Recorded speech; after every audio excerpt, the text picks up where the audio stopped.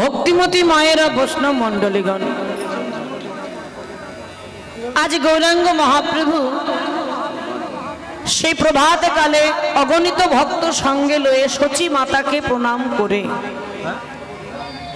ভক্তগণ সঙ্গে লয়ে এসেছেন ভাগ্যবতী সুরধুনী গঙ্গার তীরে। খুব মন দিয়ে শুনবেন মায়েরা, দিনে দুবার গৌরহরি মাকে প্রণাম করেন, এক প্রভাতে কাল আর সারাদিন যেখানেই থাকুক না কেন সন্ধ্যার সময়ে সে আবার মাকে প্রণাম করতেন, দিনে দুবার। বিশ্বের সর্বশ্রেষ্ঠ মাতৃভক্ত সন্তান আমার গৌরাঙ্গ মহাপ্রভু, নিজ আচরিয়া ধর্ম প্রভু জীবের শিখায়, নিজে আচরণ না করিলে জীবকে শেখানো না যায়। ভক্তিমতী মায়েরা বৈষ্ণব মণ্ডলীগণ, আমার যদি আচরণ না থাকে আমি অপরকে আচরণ শেখাতে পারি না।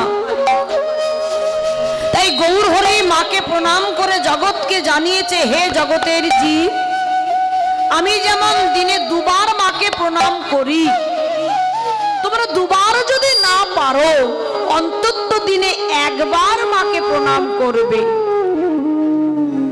দুর্ভাগ্য মা, আমরা কলিহত জীব, দুর্ভাগ্য আমাদের এমনও সন্তান আছে দিনে একবার তো দূরের কথা, সারা মাসে মাকে প্রণাম করে না।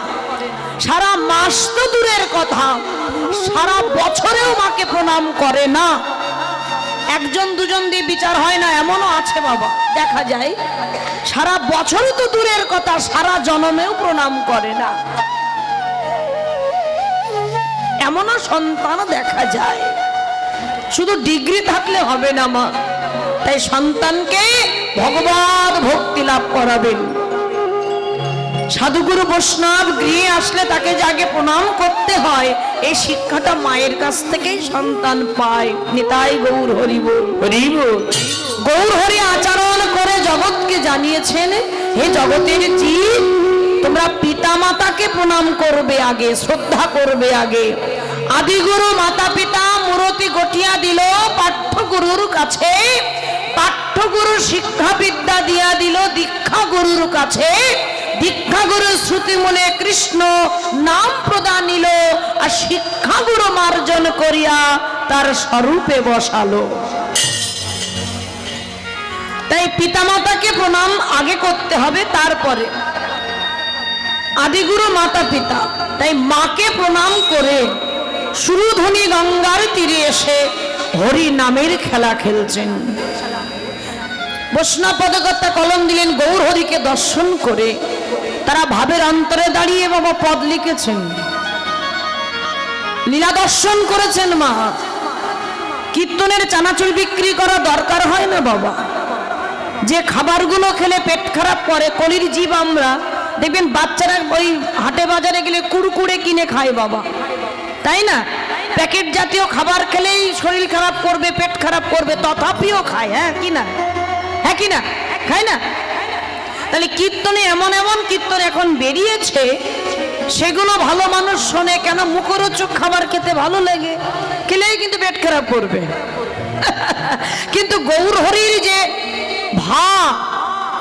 দর্শন করে যারা পদ লিখেছেন, তখনকার দিনে বাবা খাতা কলম ছিল না, তাল পাতা কেটে পাতা শুকিয়ে ভাবের অন্তরে দর্শন করে তারা ভাবের অন্তরে দাঁড়িয়ে নয়নের জলে বদন ভাসিয়ে কেঁদে পদ রচনা করে গেছেন। যে এখন কোন ভাব, সেই গৌরাঙ্গ মহাপ্রভুর সেই বৈষ্ণব পদাবলী কীর্তন, কীর্তন তো এরাই করেছেন বাবা। কীর্তনিয়া কাদের বলে? যারা কীর্তন গান করেছেন, আমরা না, যারা কীর্তন করেছেন, বাসুদেব ঘোষ, লোচন দাস, গোবিন্দ ঘোষ, নরোত্তম ঠাকুর, জানো এদের জীবন কাহিনী জানো। আর লুপ্ত বৃন্দাবন যে আমরা লীলাস্বাদন করতে পারি, যাদের জন্য তাদের কথা জানো। তারা কারা? শ্রীল প্রভুপাদ সনাতন গোস্বামী, রূপ গোস্বামী, জয় রূপ সনাতন ভক্ত রঘুনাথ, শ্রীজীব গোপাল ভট্ট দাস রঘুনাথ, এই ছয় গোসাই যাবে গজে করিলেন বাস, রাধা কৃষ্ণ নিত্য লীলা করিলেন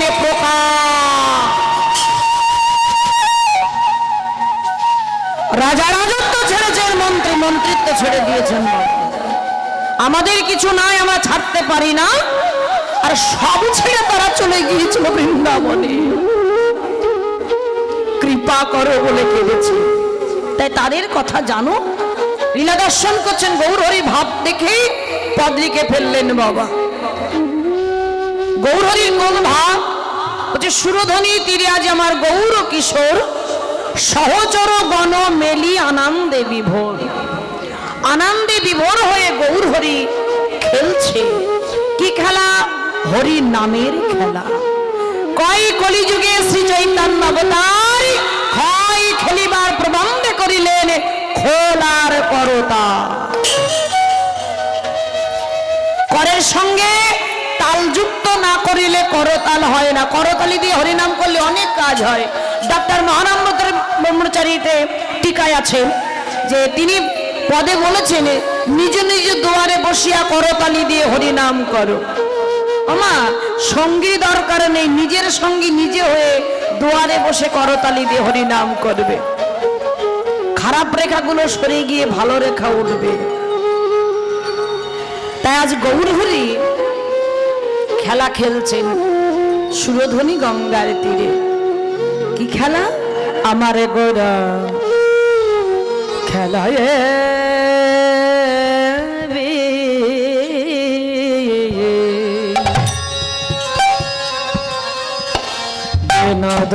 মনে কাটতে তো নেই। বিনোদ বিনোদ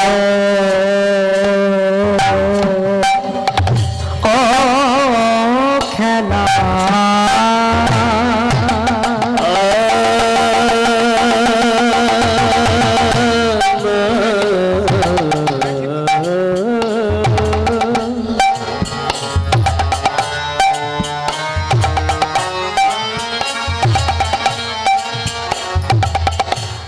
আমারে আমার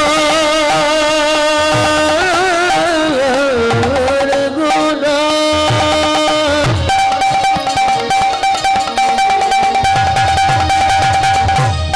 আমার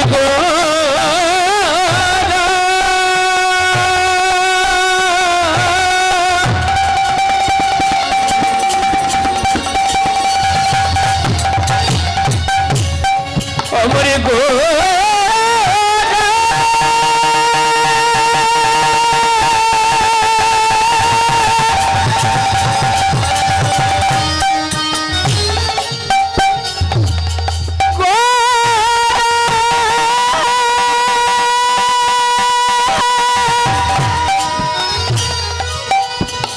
আমার ভাবের গোটা রচের গোটা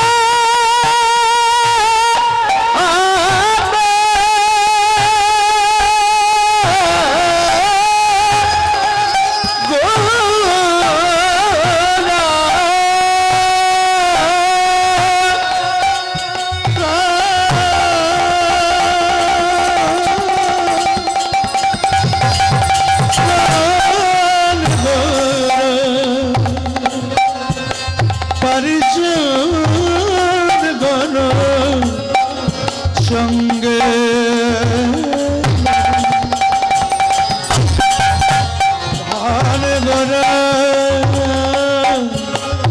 খেলা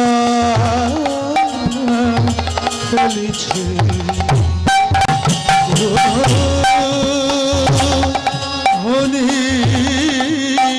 খেলা এবে বিনোদ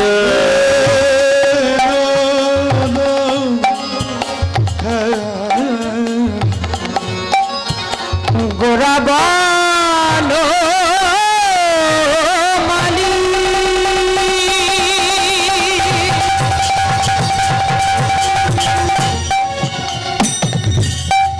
মালি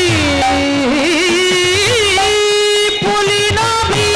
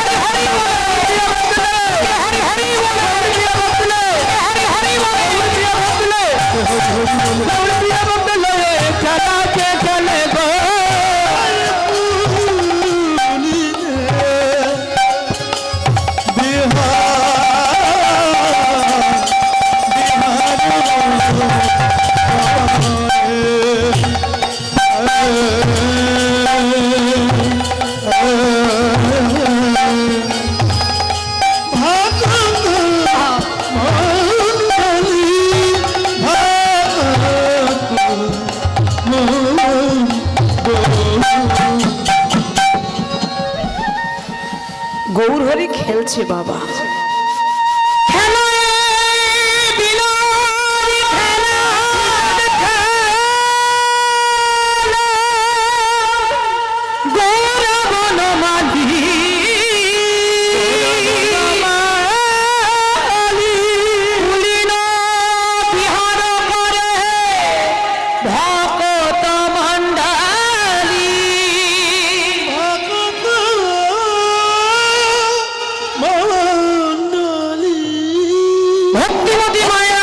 মন্ডলীগণ, গৌর হরি খেলছেন সুরধুনী গঙ্গার তীরে।